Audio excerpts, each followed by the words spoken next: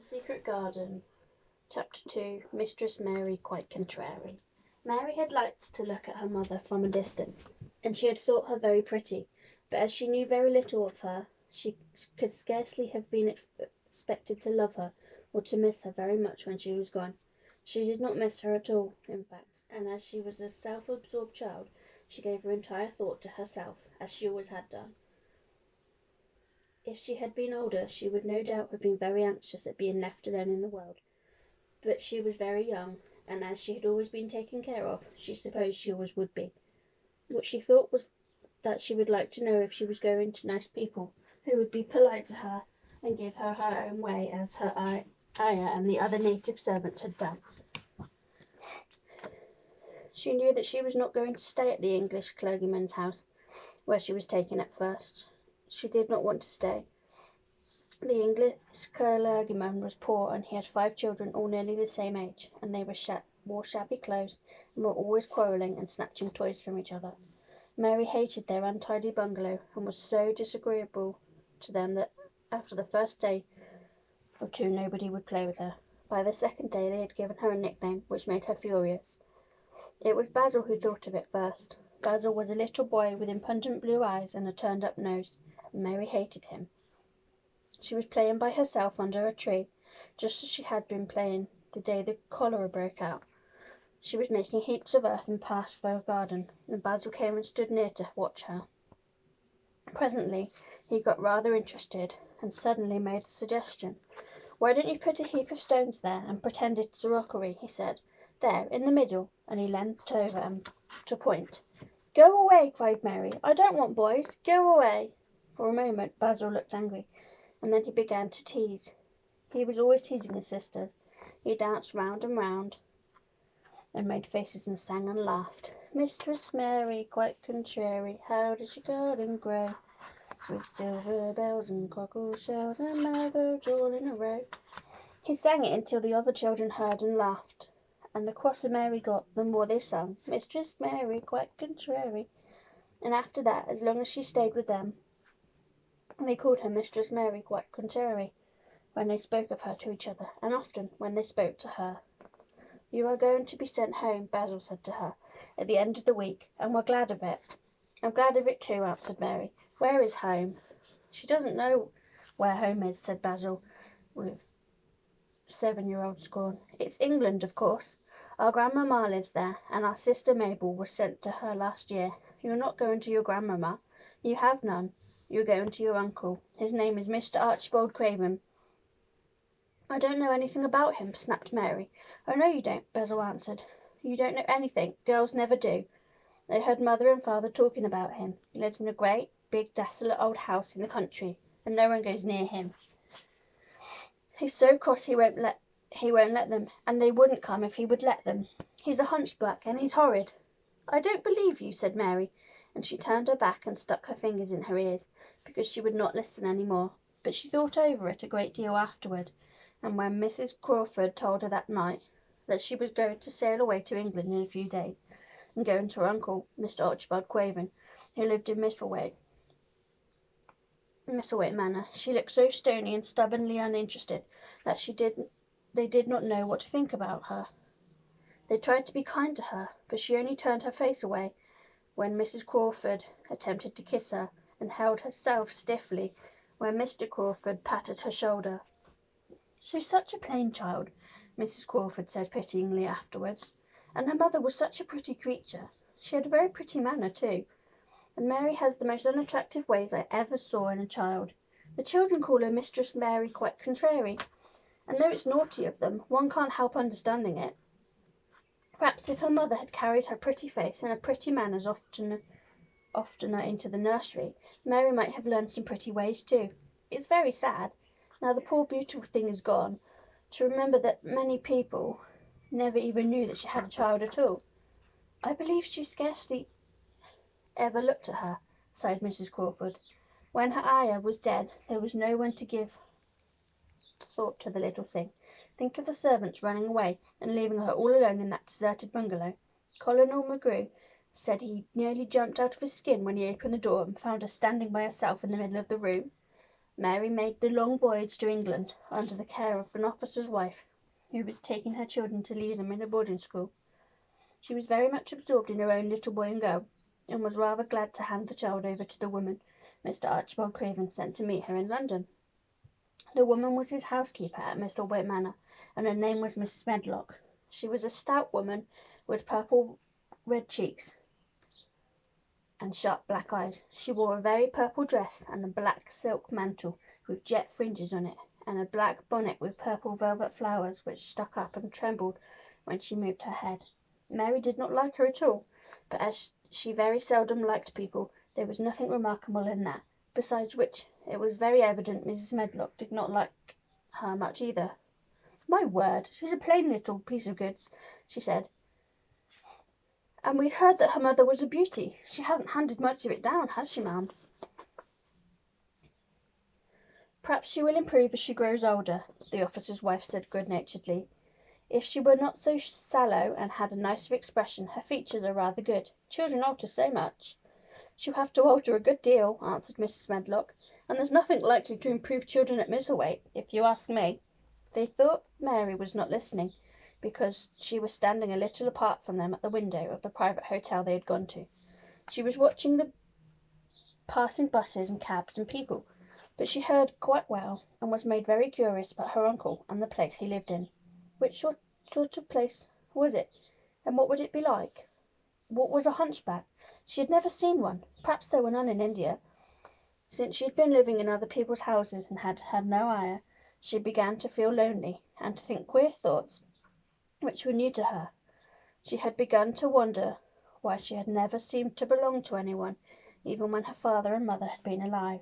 The other children seemed to belong to their fathers and mothers, but she had never seemed to really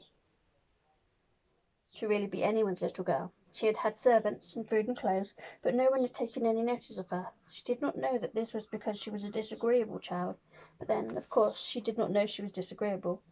She often thought that other people were, but she did not know that she was herself. She thought Mrs. Medlock the most disagreeable person she had ever seen, with a common, highly coloured face and a common fine bonnet. When the next day they set out on their journey to Yorkshire, she walked through the station to the railway carriage with her head up and trying to keep as far away from her as possible, because she did not want to seem to belong to her.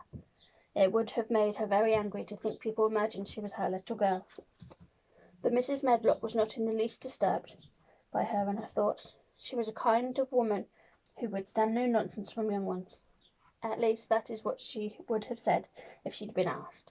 She had not wanted to go to London just when her sister Maria's daughter was going to be married, but she had a comfortable, well-paid place as housekeeper at Misselthwaite Manor, and the only way in which she could keep it was to do at once what Mr. Archibald Craven told her to do. She never dared even to ask a question. "Captain Lennox and his wife died of the cholera," Mr. Craven said, in his short, cold way. "Captain Lennox was my wife's brother, and I am their daughter's guardian. The child is to be brought here. You must go to London and bring her yourself." So she packed her small trunk and made the journey. Mary sat in a corner of the railway carriage and looked plain and fretful. She had nothing to read or to look at, and she had folded her thin little black-gloved hands in her lap. Her black dress made her look yellower than ever, and her limp light hair straggled from under her black crape hat. "A more mad-looking young one I never saw in my life," Mrs. Medlock thought. Mad is a Yorkshire word, and means spoiled and pettish. She had never seen a child who sat so still without doing anything, and at least she got tired of watching her, and began to talk in a brisk, hard voice. "I suppose I may as well tell you something about where you are going to," she said. "Do you know anything about your uncle?" "No," said Mary. "Never heard your father and mother talk about him?" "No," said Mary, frowning. She frowned because she remembered that her father and mother had never talked to her about anything in particular. Certainly they had never told her things. Muttered Mrs. Medlock, staring at her queer, unresponsive little face. She did not say anything more than for a few moments, and then she began again. "I suppose you might as well be told something to prepare you. You're going to a queer place." Mary said nothing at all, and Mrs. Medlock looked rather discomfited by her apparent indifference, but after taking a breath she went on. "Not but that it's a grand big place in a gloomy way, and Mr. Craven's proud of it in his way, and that's gloomy enough too. The house is 600 years old, and it's on the edge of the moor, and there's near 100 rooms in it, though most of them are shut up and locked, and there's pictures and fine old furniture, and things that have been there for years, and there's a big park round it, and gardens and trees with branches trailing to the ground, some of them. She paused, and took another breath. But there's nothing else, she ended suddenly. Mary had begun to listen in spite of herself. It all sounded so unlike India, and anything new rather attracted her. But she did not intend to look as if she were interested. That was one of her unhappy, disagreeable ways, so she sat still. "Well," said Mrs. Medlock, "what do you think of it?" "Nothing," she answered. "I know nothing about such places." That was Mrs. Medlock's laugh, a short sort of laugh. "Eh?" she said. "But you're like an old woman. Don't you care?" "It doesn't matter," said Mary, "whether I care or not." "You are right enough there," said Mrs. Medlock. "It doesn't. What you're to be kept at Misselthwaite Manor for I don't know, unless because it's the easiest way. He's not going to trouble himself about you, that's sure and certain. He never troubles himself about anyone." She stopped herself as if she had just remembered something in time. "He's got a crooked back," she said. "That's set him wrong. He was a sour young man, and got no good of all his money and big place till he was married." Mary's eyes turned towards her, in spite of her intention not to seem to care. She had never thought of the hunchback being married, and she was a trifle surprised. Mrs. Medlock saw this, and as she was a talkative woman, she continued with more interest. This was one way of passing some time at that rate. She was a sweet, pretty thing, and he'd even walked the world over to get her a blade of grass she wanted. Nobody thought she'd marry him, but she did, and people said she married him for his money, but she didn't. She didn't, positively. When she died—" Mary gave a little involuntary jump. "Oh, did she die?" she exclaimed, quite without meaning to. She had just remembered a French fairy story she had once read called Riquet à la Houppée. It had been about a poor hunchback and a beautiful princess, and it had made her suddenly sorry for Mr. Archibald Craven. "Yes, she died," Mrs. Medlock answered, "and it made him queerer than ever. He cares about nobody. He won't see people. Most of the time he goes away, and when he is at Misselthwaite he shuts himself up in the west wing and won't let anybody but Pitcher see him. Pitcher's an old fellow, but he took care of him when he was a child, and he knows his ways."